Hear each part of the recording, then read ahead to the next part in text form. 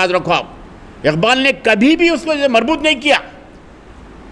معاشی نظریہ، اشتراکی نظریہ، سرمایہ داری نظریہ، یہ سب نظریہ یہاں کے خود ساختہ ہیں، یہاں کے تھنکروں کے. برکسا ہیں، گوئٹے ہے، روسو ہے، اور نیتشے ہے، یہ بڑے بڑے تھنکر جو کہ اپنا جو سو نظریات پیش کریں. وہ لوگ اپنی بھی کتابوں میں بھی انہوں نے بہت کچھ لکھا ہے. بڑے بڑے فلاسفر بھائی میرے. لیکن آپ یہ نہیں کہنا کہ بڑے فلاسفر تھے اقبال متاثر ہے، نہیں. اقبال نے ان کو پڑھا ہے، ان کی کتابوں کو پڑھا ہے. افلاطون، سقراط، ریپبلک، ان کتابوں کو اقبال نے پڑھا ہے. ایسا جمہوریہ، مختلف جو کتابیں ہیں، اس میں سیاسی نظریات، اس میں جو سو کیا ہے معاشی نظریات، پھر اس میں تمام جو سو حکومت کرنے کے جو نظریات ہے اس کو جو سو کیا ہے انہوں نے پیش کرنے کی کوشش کی. لیکن اقبال نے مطالعہ کیا ہے. لیکن اسلام تمام نظریات، معاشی نظریہ ہو یا جمہوری نظریہ ہو، سب اسلام سے اخذ کیا ہے انہوں نے، اور اسی کی تائید و تلقین کرتے ہوئے نظر آتے ہیں اقبال. اسلامی نظریات کو، اسلامی معاشی نظریہ، اسلامی جو سو کیا ہے سیاسی نظریہ، انہی چیزوں کو اقبال نے کیا اپنے اشعار کے ذریعے سے، اپنی شاعری کے ذریعے سے انہوں نے پیش کرنے کی کوشش کی ہے. اٹھو میری دنیا کے غریبوں کو جگا دو، یہ فرشتوں کے گیت میں ہے. یہ پورا میں آج بیٹھ کے پورا اسٹڈی کر کے آیا ہوں. میں کاخ عمرہ کے در و دیوار ہلا دو. یہ کاخ عمرہ سرمایہ داری لوگ، سرمایہ داروں کے محلات کو تباہ و تاراج کر دو. سرمایہ دار جو لوگ ہیں ان کا استحصالی جو رویہ ہوتا ہے، ایکسپلائٹیشن جو کرتے ہیں، غریبوں کو ایکسپلائٹیشن کرتے ہیں، غریبوں کے جو کیا ہے خون کے پیاسے ہیں یہ لوگ سرمایہ دار لوگ. اور کنچک کے فرو مایا کو شاہین سے لڑا دو. شاہین بڑی طاقت، کنچک فرو مایا چھوٹی چوڑیا ہے نا، چھوٹے لوگ، مزدور لوگ ہے نا، کمزور لوگ. اور سلطانی جمہور کا آتا ہے زمانہ، جو نقش کوہن تم کو نظر آئے مٹا دو. اب آپ دیکھیے صاحب، یہ پورا اس میں ایک نظریہ اقبال نے پیش کیا ہے. اب لوگ اس میں کیا کرتے ہیں، اشتراکی نظریہ، اشتراکی نظریہ. نہیں نہیں نہیں، اسلام میں خود ہے تو اشتراکیوں نے اسلام سے نظریہ کیا میرے بھائی. مساوات کا نظریہ وہیں سے لیے، معاشی نظریہ اسلام سے لیے، سیاسی نظریہ اسلام سے لیے. حضرت عمر فاروق کی پوری حکومت گاندھی جی بھی تعریف کریں، کئی پولیٹیکل لیڈر بھی تعریف کریں. کوئی حکومت اگر ہے تو دنیا میں یہ ہے حضرت عمر کی حکومت. اس سے انہوں نے نظریات اخذ کی ہے میرے بھائی، اسلام سے انہوں نے لیا ہے.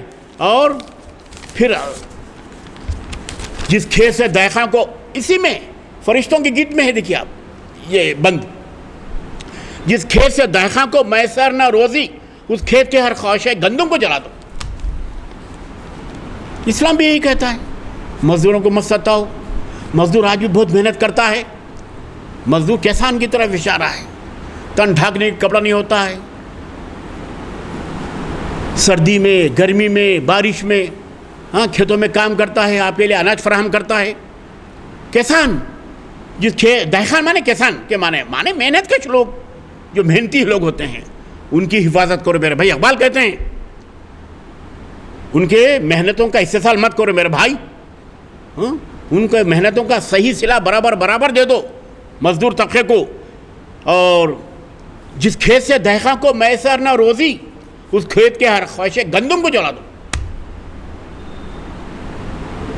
مزدوروں کی محنت کا صحیح صلہ دے دو اور ان کا استحصال مت کرو. سرمایہ داروں کی طرف اشارہ ہے.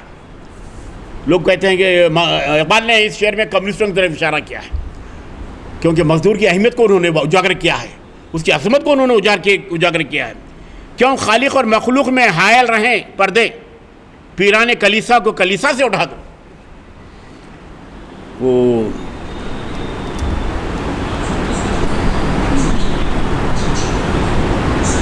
انگلینڈ اور یورپین ممالک میں کرسچنوں کی تحریکات چل رہے تھے. کلیسا کی ایک تحریکات چلی تھی. کلیسا ہے نا گرجا گھر، چرچ. کلیسا کرسچن یورپ کی طرف اشارہ ہے. تو یہ کہتے ہیں خالق اور مخلوق میں یہ ہلے بہانے، یہ راستے حائل کیوں ہو رہے ہیں؟ یہ مختلف نظریات خالق اور مخلوق میں کیوں حائل ہو رہے ہیں؟ کیا مخلوق راست اللہ سے نہیں مانگ سکتے؟ اس لیے انہوں نے بہت سا ذکر کیا ہے. ہم اللہ کے بندے ہیں، ہم راہ راست پر ہیں تو اللہ سے سیدھے ہمیں مانگنا چاہیے. کسی اور چیز کو درمیان میں حائل نہیں کرنا چاہیے. راست وحدانیت ہے میرے بھائی, واحدہ, اللہ ایک ہے, اللہ سے ہی مانگو, کسی اور چیز کو درمیان میں حائل مت کرو. کیوں مانگتے ہیں, کیوں ہیلے بہانے کرتے ہو, کیوں کسی ایک تھرڈ پرسن کو لاتے ہو؟ راست اپنے خدا سے مانگ لو, جو کچھ مانگنا ہے مانگ لو, گڑ گڑا کے مانگو, رو کے مانگو, گڑ گڑاؤ, نماز میں مانگو, بیٹھ کر مانگو, اپنے کہیں کمرے میں آپ ایک جگہ تنہا. دوسری چیزوں کو حائل مت کرو. اللہ سے جو کیا عبادت کرنے میں کوئی دوسری چیز حائل نہیں ہونا چاہیے. آپ جانتے ہیں میں اشارہ بہت کر رہا ہوں میں. مانگنا تو صرف اللہ سے, مراد مانگنا ہے اللہ سے مانگنا, منت مانگنا تو اللہ سے ہی مانگنا, کسی اور سے نہیں مانگنا میرے بھائی. وہی ذکر کریں کیوں یہ پردے حائل ہو رہے ہیں دنیا میں, ہم دیکھ رہے ہیں جناب. تو یہ پردوں کو جو کیا ہے بیچ میں مت لاؤ. بندہ راز خدا سے مانگ سکتا ہے.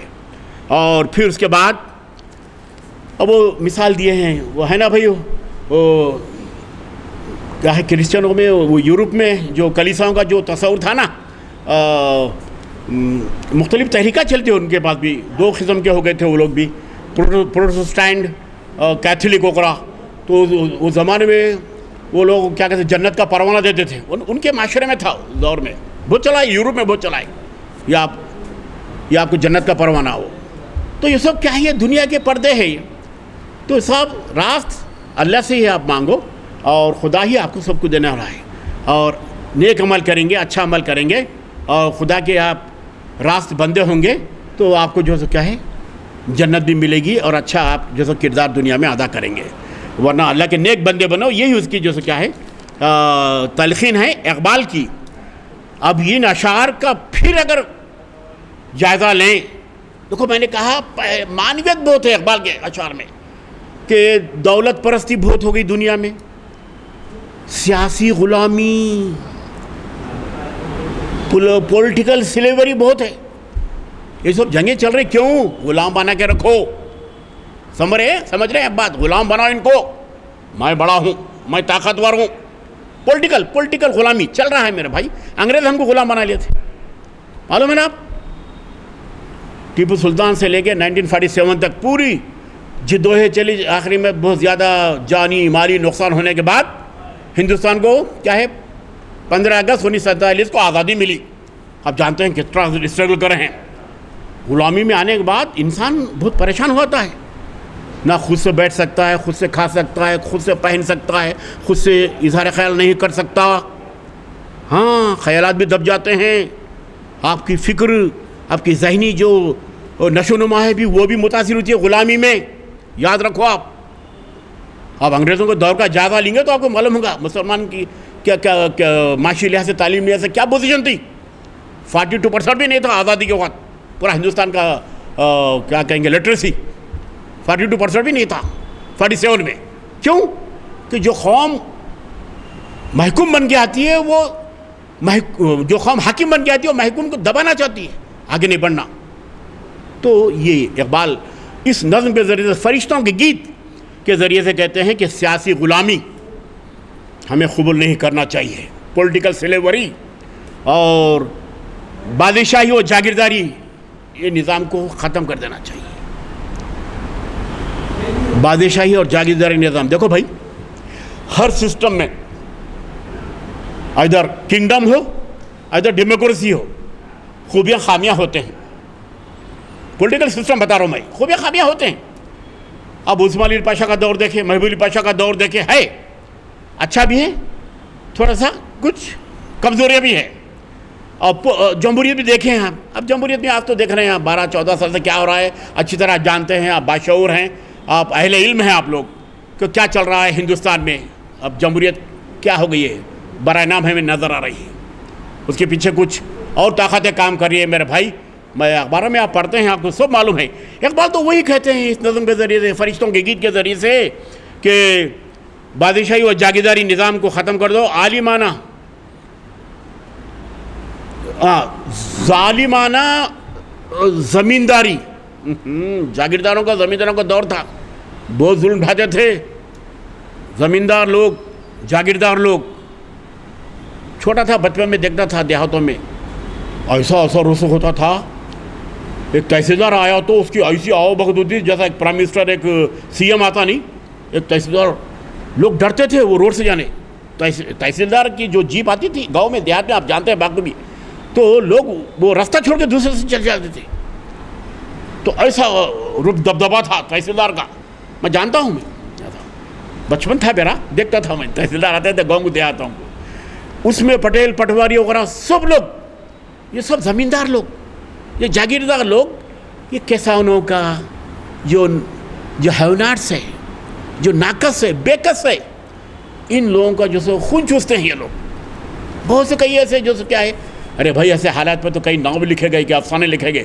جیلانی بانو حیدرآباد کے جاگیرداری نظام پہ ہاں ناول لکھی ہے جیلانی بانو. اور واجدہ تبسم بھی کئی ناول لکھی ہیں. نوابوں کے پورے اندر کے پورے راز کو پورے فاش کر دیا ہے انہوں نے. واجدہ تبسم ان کے ناول پڑھیے آپ. اور عزیز احمد, ایسی بلندی ایسی پستی, حیدرآبادی جاگیرداری ماحول کی پوری عکاسی ہے میرے بھائی. تو شورا اور ادبا بھی جو ہے نہیں چھوڑے. جاگیردارانہ نظام, ظالمانہ نظام, ان تمام جو کیا ہے سسٹم کی خرابیوں کو انہوں نے اجاگر کیا ہے اپنے ناولوں میں, اپنی نظموں میں.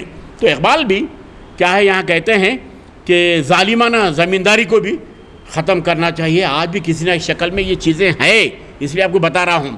میں نے پہلے کہا کہ اقبال کی نظموں کا اطلاق آج بھی انطباق ہوتا ہے, ان کے اشعار کا, ان کی نظموں کا. اقبال کی تصنع تعیش پسندی بہت زیادہ ہے. آپ دیکھ رہے ہیں لگژریس لائف ایک طبقہ گزار رہا ہے. میں بہت سی باتیں مثالیں نہیں دیتا ہوں کیونکہ آپ جانتے ہیں, آپ اخبارات بھی پڑھتے ہیں کہ تصنع, بناوٹی زندگی آج ہمارے معاشرے میں بہت دیکھ رہے ہیں بھائی. گھر میں کچھ بھی نہیں رہتا مگر قرضہ لے کر شان و شوکت کے جو کیا ہے مظاہرے کرتے رہتے ہیں لوگ. ہاں شادی بیاہ میں لاکھوں روپے خرچ کرتے ہیں. ایک ولیمہ 40 لاکھ کا, 25 لاکھ کا. کہاں سے آتے میرے بھائی, کہاں سے لاتے میرے بھائی؟ ایک نکاح 10 لاکھ کا, 20 لاکھ کا کھانا جناب. حالانکہ نکاح میں تو آپ کو کھانا دینا ہی نہیں ہے دینا نہیں ہے. ارے اس روایت کو تو, اسلامی روایت کو تو ذرا شروع کرو, اس کی جو سو کیا ہے آپ جو سو تحریکہ شروع کرو بھائی. تو بہرحال بہت سی باتیں ہیں کہ مغربی تہذیب کی فریب کاریاں, مغربی ویسٹرن کلچر بہت آ گیا ہے ہماری زندگی میں. آپ سمجھیں گے ہندوستان میں نہیں آیا, مسلمانوں میں پہلے آیا. حالانکہ سر سید احمد خان کو بدنام کرے, انگلش پڑھو بولے, انگلش پڑھو بولے. بھائی لینگویج پڑھنے سے آپ کا اخلاق, کردار, مذہب متاثر نہیں ہوتا. کیا تیلگو پڑھنے سے کیا ہمارا مذہب متاثر ہوتا؟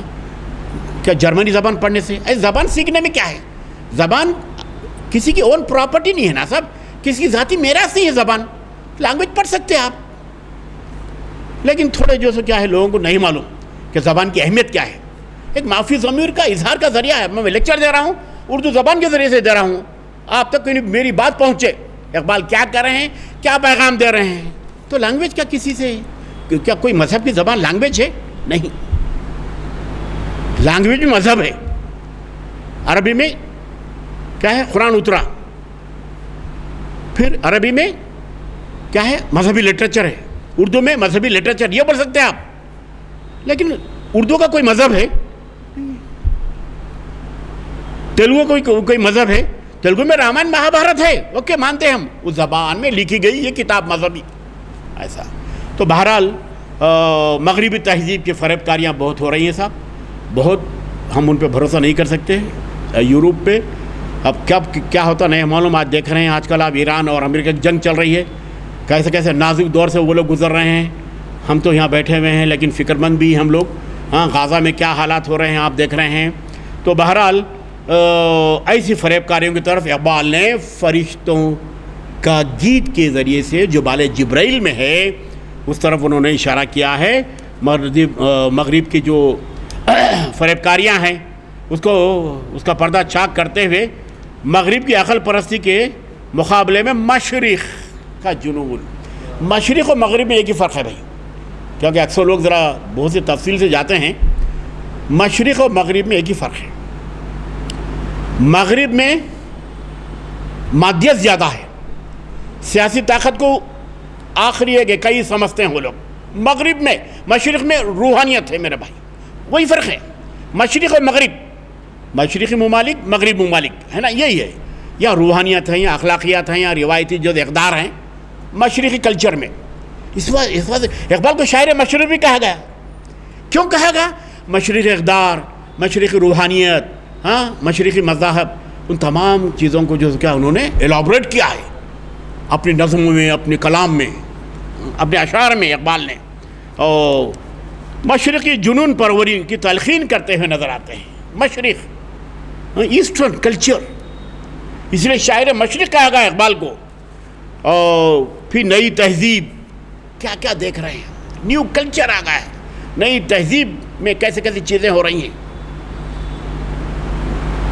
آج مسلم معاشرے کا بھی آپ جائزہ لے لیجیے، آپ ہمارے لباس، وضع خطا، رہن سہن، ہاں عادات و اطوار پورے چینج ہو گئے۔ ذرا ہم مذہبی باتیں کریں، ذرا روایتی اقدار کی باتیں کریں تو ارے کیا آپ اولڈ ایج میں ہیں، کیا آپ پرانے زمانے کے ہیں آپ ناظم صاحب؟ ارے نہیں بھائی میرے، میں تو اسلامی اقدار کی بات کر رہا ہوں بھائی، پرانے زمانے نئے زمانے میں اسلامی اقدار کا انتباہ ہوتا ہے میرے بھائی، وہ بات کر رہا ہوں میں۔ ذرا اسلامی حوالے دیا کہ بہت پرانے زمانے کی بات کر رہے ہیں، ہو رہا ہے آج کل، نئی نسل کہہ رہی ہے بھائی میرے، یہ تمام چیزیں ہو رہے ہیں۔ تو ان نئی تہذیب اور زرپرستی، جناب مونیٹری کلچر، زرپرستی بہت زیادہ ہو گئی ہے آج کل معاشرے میں، اور مفاد پرستی بھی بہت ہو گئی۔ آج دوست نہیں رہا، یقین مانیے۔ کئی لوگ شعراء حضرات بھی اس کی ترجمانی کر رہے ہیں، جو پہلے زمانے میں جو دوستی کا جو ایک پوتر بندھن تھا اب وہ متاثر ہوگا، اب پورے رشتے ہی متاثر ہو گئے، دوستی کا رشتہ، ماں باپ کا، بچوں کا، اولاد کا، پھوپھا کا، پھوپھی کا، یہ تمام رشتے بھی اب متاثر ہو گئے میرے بھائی۔ میں تو کہتا ہوں کہ کھوکھلے ہو گئے، کہہ رہا ہوں میں آپ سے، ہر روز اخبار میں پڑھ رہے ہیں، شوہر بیوی کو مار دیا، بیوی شوہر کو مار دی، ارے کیسے چیزیں ہو رہی ہیں، ارے دنگ ہیں ہم لوگ، کیونکہ ہم ایک اخلاقی دور دیکھیں، ہم ایک مذہبی دور دیکھیں، ہمارے زمانے میں بچپن میں میرے بھائی، میرا اپنے 40 سال پہلے کا واقعہ بتاتا ہوں۔ بودھن میں، نظام آباد میں، میرے ماموں سے، میرے نانا سے ایسا سر اٹھا کے بات نہیں کرتا تھا، میں ڈرتا تھا، پسینے آتے تھے میرے، بڑوں کو اتنا ڈر تھا میں، یا کیسے اخلاقیات تھے اس زمانے میں، ہاتھ بل لیتے تھے ایسا، ہم لوگ ہاتھ بل گئے ایسا، نیچے سر ایسا، جی چلے آتے تھے، ایسے اخلاقیات تھے 40 سال پہلے ہمارے معاشرے میں۔ آج کیا ہو گیا؟ پورے اخلاقیات پامال ہو گئے، پورے اقدار پامال ہو گئے جناب۔ وہی بات کہتے ہیں اقبال، مفاد پرستی آ گئی، خود غرضی آ گئی، ظاہر داری بھی آ گئی، ظاہر داری بھی سماج میں، معاشرے میں آپ دیکھ رہے ہیں، ظاہر الگ باطن الگ، کئی چیزیں، کیسے نفسیاتی جو کیا ہے ان جذبات کو اور اقدار کو بھی اقبال نے اس نظم کے ذریعے سے انہوں نے پیش کرنے کی کوشش کی ہے۔ اور مذہب کا تقدس بھی اب لوگ باقی نہیں رکھا، دیگر مذہب کا بھی جائزہ لیجیے، کیا ہو رہا ہے، اب دیکھیے آپ کیا ہو رہا ہے۔ ارے مذہب کچھ کہتا ہے، ہم کچھ الگ کر رہے ہیں۔ ہر مذہب میں انسانیت نواز اقدار ہیں، لیکن آپ ہم دیکھ رہے ہیں کیا ہو رہا ہے دنیا میں مذہب کے نام پہ، قتل و خون، غارت گری، فسادات، کیسے جو کیا ہے تعصبیت عام ہوتے جا رہی ہے۔ بہرحال مذہب نہیں سکھاتا آپس میں بیر رکھنا، ہندی ہیں، وطن ہے، ہندوستان ہمارا، اقبال نے کہہ دیا نا، اقبال کی زبان میں، اقبال کا ہی بات کر رہا ہوں میں۔ مذہب کوئی تعصبیت نہیں برتتا، کوئی دشمنی نہیں برتتا، مذہب محبت سکھاتا ہے، الفت سکھاتا ہے، انسانی قدر، انسانی عظمت کا احساس دلاتا ہے مذہب، انسانی اخلاقی خطروں کا احساس دلاتا ہے مذہب۔ اور اس طرح سے اگر اس طرح کے حالات رہیں گے تو یقیناً خدا ناخوش ہوگا اور خدا ناراض ہو جائے گا۔ لیکن ہمیں سبق لینا ہے اقبال کے کلام سے، ہمیں عبرت حاصل کرنا ہے۔ اقبال نے کیسی چیزوں کا اپنے اشعار کے ذریعے سے انہوں نے اس کی عکاسی کی ہے، اس کی ترجمانی کی ہے، اس کی مصوری کی ہے، اور پھر اس طرح سے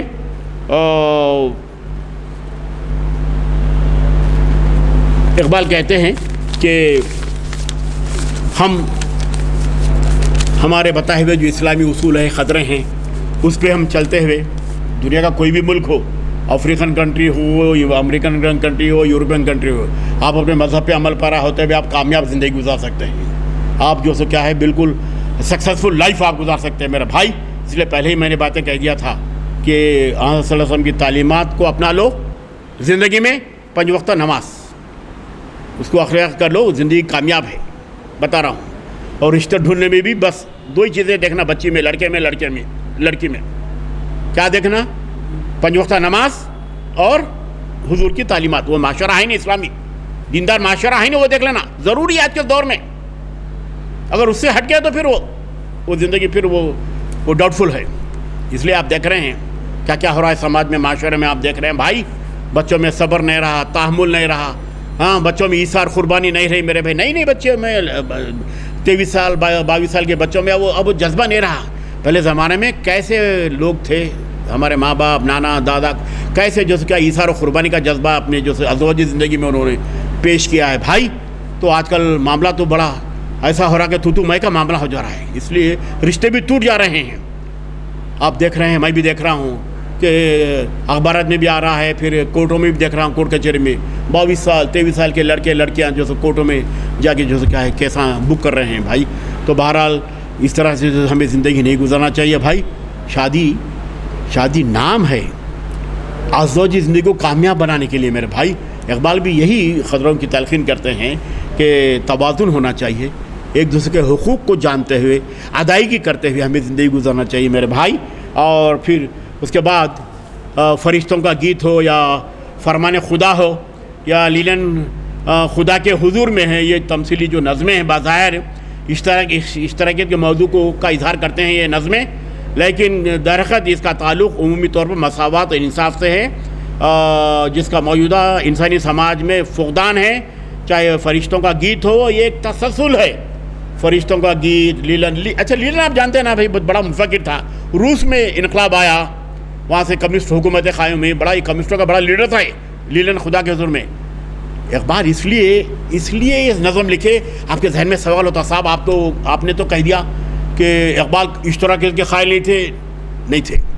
اس نے کیا کیا یہ بندہ؟ اشتراکیت جو نظریات ہے، اصول ہے مساوات، عدل و انصاف، انسانیت، ان چیزوں کی وہ تبلیغ کرا وہاں روس میں. اس کے پارٹی میں خود تھا یہ انسانیت، مساوات، عدل و انصاف، بڑی تحریکہ چلایا روس میں. تو اقبال اسے ذرا ہمارے اسلام کے نظریات، کیوں ہمارے اسلام کے نظریات کا پرچار کر رہا کون؟ لیلن. روس میں اسلام میں خود ہے نا بھائی، مساوات ہے نا، چھوٹے بڑے کا فرق ہے اپنے پاس. کوئی ذات پات کا کوئی بڑا فرق ہے کیا؟ کچھ بھی نہیں ہے. سب ایک ساتھ نماز پڑھ سکتے ہیں، ایک ساتھ بیٹھ کے کھانا کھا سکتے ہیں. ہمارے پاس کہاں ہیں؟ آپ بتائیے، ہمارے معاشرے میں ہے ہی نہیں یہ چیزیں. مساوات ہے، ایکولیٹی ہے صاحب ہمارے پاس، اخوت ہے، بھائی چارہ ہے، عالمی بھائی چارہ ہے میرے بھائی. یونیورسل برادرہڈ، کرسچن کہتے ہیں ہم نے دیا. ارے ہم نے دیا یار، ہم نے دیا. یونیورسل برادرہڈ، عالمی بھائی چارہ، عالمی اخوت کا نظر ہم نے دیا یار. تو اس طرح سے عقل کے بارے میں بھی اقبال کہتے ہیں کہ اس طرح سے اہل دنیا کو چاہیے کہ وہ اچھے اقدار، انسانیت نواز، انسانیت کو ترقی دینے والے، روحانیت، اخلاقیات کے اقدار کو اگر اپنا لیں تو اس سے خدا بھی خوش ہوگا، اور خدا کو ہمیشہ یاد کرتے رہیں، عبادت کرتے رہیں، اور بس اسی کے گن گاتے رہیں، اور کسی اور کو درمیان میں نہ لائیں. کوئی اور درمیانی ایک چیز کو، حقیقت کو نہ لائیں. وہی ایک حقیقت ہے، اس سے ہمیں لو لگانا چاہیے. تو اس طرح سے ان تینوں نظموں کا خلاصہ یہی ہے، تسلسل یہی ہے کہ اس میں مساوات ہے، انسانیت ہے، اخلاقی خطرے ہیں اور روحانیت. پہلے بند میں جو تھا نا، فرشتے آ کے کہتے ہیں تیری دنیا ہم دیکھ رہے ہیں، ہے خدا یہ کیا ہو رہا ہے یہاں؟ تو مفاد پرستی، زر پرستی ہے، خود غرضی عام ہے یہاں، اب تیرے احکامات پہ یہ دنیا عمل نہیں کر رہی ہے. یہ تمام چیزیں بول رہے ہیں یہاں. یہ کون؟ فرشتے اللہ سے بول رہے ہیں. تو پھر دوسرے بند میں کیا بول رہے ہیں اقبال کہ اس طرح کی زندگی گزارو، اس طرح کے جو نظریات ہیں جو سماج کے لیے، اسلامی جو نظریات ہیں سماج کے لیے بھلائی فلاح بہبود کے نظریات ہیں، اس کو اپنا لو، اخلاقی خطروں کو، روحانی خطروں کو، روحانیت پہ عمل پیرا ہو جاؤ اور ایک خدا کی عبادت کرو، وحدانیت سے مانگو، کسی اور کو حائل مت کرو، اور اس طرح سے آپ کو ہر طرح کی ترقی آپ کو حاصل ہو جائے گی، معاشی ترقی، تعلیمی ترقی، روحانی ترقی آپ کو ملے گی۔ تو یہ تمام باتوں میں ایک ہی ہے کہ اقبال اسلام پہ عمل پیرا ہوتے ہوئے دنیا کو آپ مسخر کر سکتے ہیں۔ اسلام پہ اگر عمل پیرا ہوتے ہوئے اسلامی اصولوں کو، قرآنیات کو اور وسلم کی زندگی کو اگر پوری زندگی میں اگر عمل پیرا ہو جائیں آپ، تو یقیناً جو سو کیا ہے آپ کو یہاں بھی اور وہاں بھی بہت بڑا مقام مل سکتا ہے۔ ماضی میں آپ نے دیکھا ہوگا صلاح الدین ایوبی، نور الدین زنگی، کیسے انقلابات، مہمات انہوں نے سر کی ہے، اسلام کی بقا کے لیے انہوں نے پوری اپنی قربانی دی ہے انہوں نے۔ تو اس طرح کے جو کیا ہے آپ بھی کیا ہے اس طرح کا عمل، اس طرح کا کردار اگر پیدا کریں گے آپ، تو انشاءاللہ اللہ کی آپ کو جو کیا ہے فضیلت، آپ کو برکت حاصل ہوگی، اللہ بھی جو آپ کو ترقی عطا کرے گا۔ بس انہی چل کلمات کے ساتھ میں آپ سامعین کا شکریہ ادا کرتا ہوں۔ اعوذ باللہ من الشیطان الرجیم، بسم اللہ الرحمن الرحیم۔ ربنا آتنا فی الدنیا حسنۃ وفی الآخرۃ حسنۃ وقنا عذاب النار، لا الہ الا انت سبحانک انی کنت من الظالمین۔ اے اللہ مسلمانوں کی جان و مال کی حفاظت فرما، اے اللہ ایران کو غیب سے امداد فرما، اے اللہ بڑی طاقتیں سپر پاور ظالمانہ رویہ اختیار کیا ہوا ہے، اے اللہ ان کو نیست و نابود کر دے، جو مسلمانوں پہ ظلم ڈھا رہے ہیں، مسلمانوں کی جان و مال کی حفاظت کر، اے اللہ یہ تیرے مظلوم بندے تیرے سے دعا کرتے ہیں، تیرے سے التجا کرتے ہیں کہ عالم کے مسلمانوں کی جان و مال کی حفاظت کر اور ہمیں نیک توفیق عطا فرما۔ اللہم صلی اللہ علی محمد وعلی آل محمد کما صلیت علی ابراہیم وعلی آل ابراہیم انک حمید مجید، اللہم بارک کما بارکت علی ابراہیم انک لا الہ الا انت بسم